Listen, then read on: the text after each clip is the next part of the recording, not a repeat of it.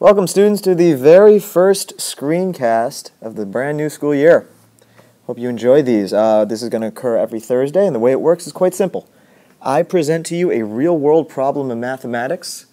I explain it, show you how it's done, compute it, show you the answer, and then I present to you a very similar problem in which you, based on what you just heard me explain, have to solve on your own. Now, you are fully capable of doing that, all right? This is a Thursday screencast. The next time we have class is Monday, so therefore it is due Monday morning, okay? You'll submit it through Canvas, and you can submit your response multiple different ways, which I will explain at the end of the screencast. So, without further ado, let's begin. You might notice up here in the corner, there's a little boat picture, a very lovely looking rowboat. Well, what does that have to do with anything?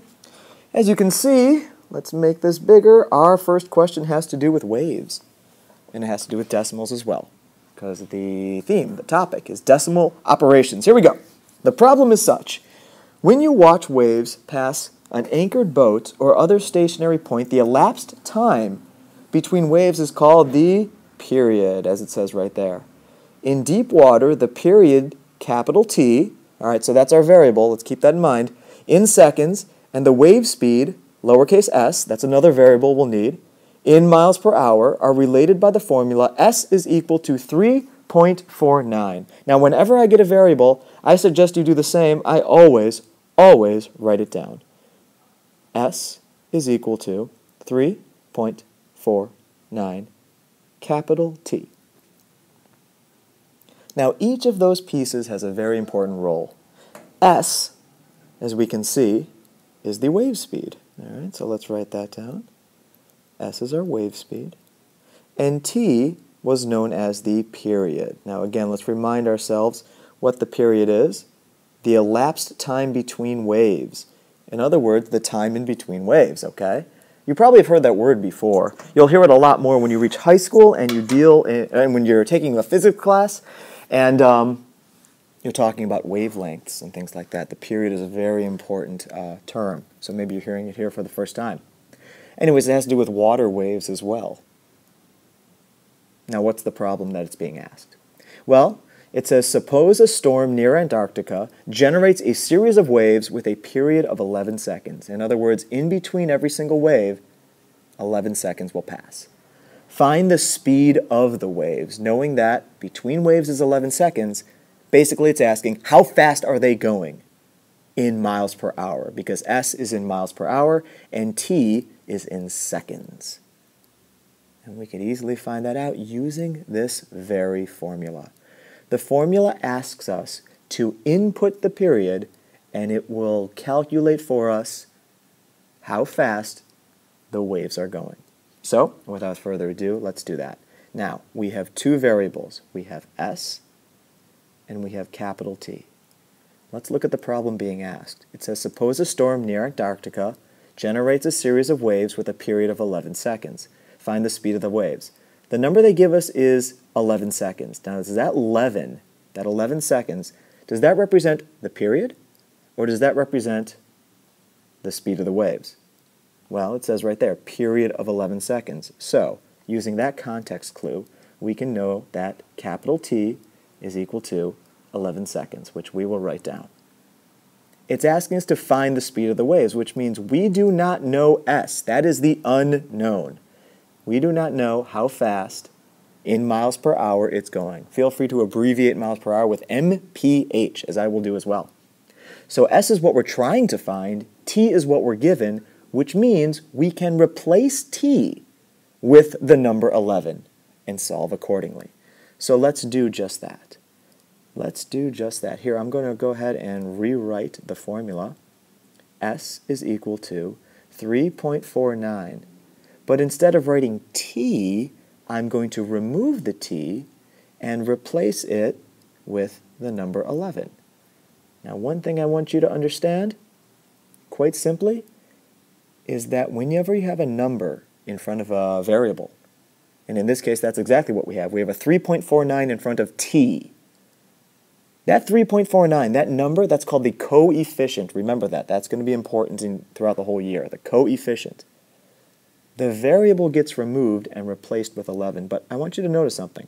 I'm going to replace it with the number 11 right here. Now, we have to understand what the t next to 3.49 means. It doesn't mean plus t, it doesn't mean minus t, it doesn't mean divided by t either. Whenever you have a number, doesn't matter if it's a decimal or not, in front of a variable, it always, well, you get the idea, it always means multiplication. So if we just write the number 11, that's not going to help us very much. Now it looks like it's 3.4911, which is not accurate. No, we have to indicate somehow that that 11 is being multiplied. And a perfect way to do that, parentheses. There we go. So what we're looking at here is s is equal to 3.49 times 11. And now we are ready to solve that. So we have to multiply a decimal by a whole number. Okay, well, no problem. Let's do it. Let's do it off to the side here. 3.49 times 11. Here we go. 1 times 9, 9. 1 times 4, 4. 1 times 3, 3. Good. Put in my 0 because now I'm going to the next place value. It's the same exact thing. 1 times 9, 1 times 4, 1 times 3. And then we add them together.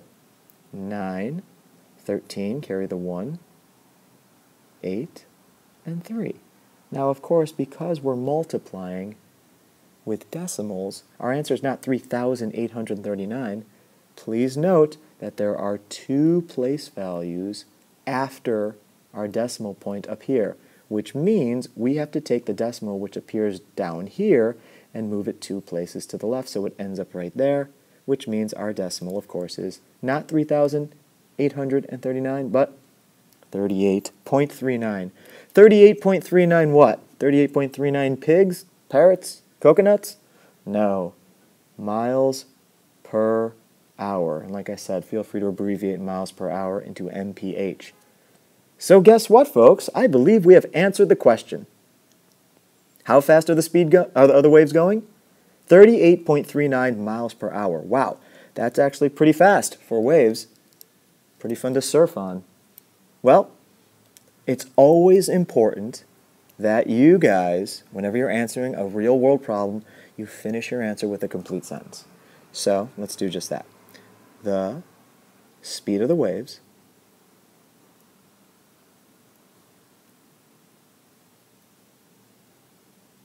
is 38.39 miles per hour. There, and then we're done. Feel free to box your answers so that it's clearly seen by your reader. All right, so that's the first problem. Now it is up to you, ladies and gentlemen, to solve the one below. And there you can see it down below. Here, let's bring it in. Right there. What it says is, waves from Antarctic storms can reach the coast of Waves from Antarctic storms can reach the coast of Alaska, 8,000 miles away. Wow. How many hours does it take the waves from part A to reach the Alaskan coast? And then how many days does it take? So this is a 2-part question that you are required to answer. You have to figure out how many hours does it take for the waves from part A, the ones that we just calculated, to reach the Alaskan coast, and how many days does it take? Now, fortunately, once you have the first part, how long does it take, how many hours, you'll just have to take how many hours and calculate and convert that into days. I'm going to give you a few hints on this one because this one's a bit tricky, all right? First hint, all the way up here, this formula, S is equal to 3.49t, we are not going to use, no. We're not going to use it to solve part 2. See this question right here? It's saying how many hours does it take? Which means it's asking for time. But there's a very important formula that I want you to use. Maybe you've used it before, maybe you've heard of it before, maybe you haven't. If this is the first time you're hearing of this formula, congratulations, that's awesome. You will be using it again. It's the distance formula. Distance, d, is equal to r, the rate, times t, the time, okay? Distance is equal to rate times time. So this is distance, d. This is the rate. In other words, speed, okay? In other words, speed. And then the t, that is, ladies and gentlemen, time, okay? That is time. So, how can you solve this? Well, again, I'm going to give you more of a little clue right here. Our three variables, and it's always good to rewrite your variables kind of off to the side on their own and fill in the variables that you know and try to figure out which is the one variable that you are solving for. Because when only one variable is not represented by a number, then you can solve the problem. So let's take these each in turn. D, R, and T. Let's look D first. Do we know the distance? Let's see. Do we know the distance? Let's read the problem again. Waves from Antarctic storms can reach the coast of Alaska 8,000 miles away. 8,000 miles. There we go. 8,000 miles, we know that's the distance. D. Miles is mi. Do we know the rate? In other words, do we know the speed? We absolutely know the speed because you'll notice that it says the waves from part A. Well, guess what? We just calculated the speed of the waves from part A, so we need to use that answer, 38.39. So I know this is 38.39.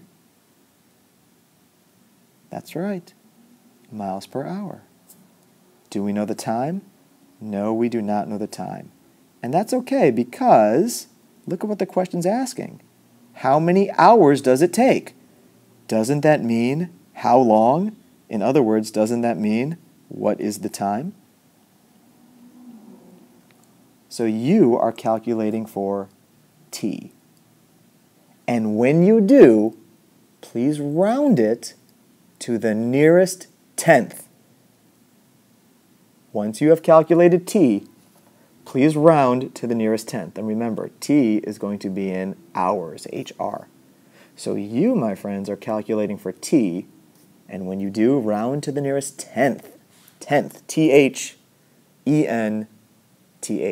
tenth. Okay? So please do that. Then, once you've done that, I'm going to ask you to make sure you also convert that into days. Because you'll have found the number of hours. You'll have found the number of hours. You have to now convert the number of hours into days. How do you do that? Here's your last hint.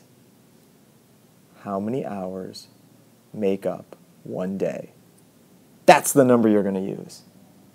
All right, so that's all we got.